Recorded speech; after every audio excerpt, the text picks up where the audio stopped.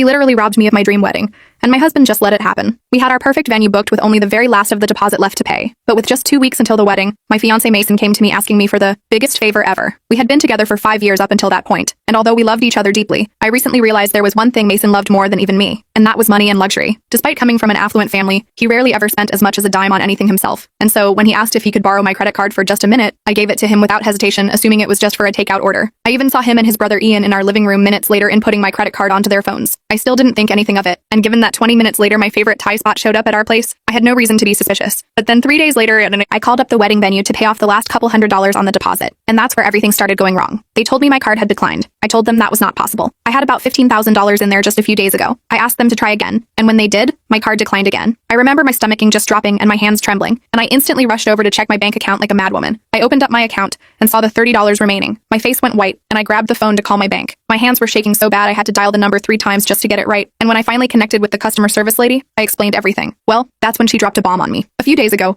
my card had been used to book multiple week-long stays at luxury resorts on the opposite side of the world. The thing was, I had already paid for Mason and I's honeymoon, and he knew Dubai gave me heat strokes, so it couldn't have been him. At least that's what I thought. I asked the lady when exactly these transactions were made, and what she told me made me damn near pass out on the spot. The date and time matched exactly with when Mason and Ian took my card. I proceeded to hang up the phone and just sat down on the couch. I was still in my denial phase at this point, so I logged onto my phone and started searching for hardcore evidence. And what I found somehow made it even worse. Turns out not only had Mason and Ian spent my entire bank account on a vacation for them in Dubai, but they had also paid for their mistresses to come join them there. The minute I saw this, I went into hyperventilation mode.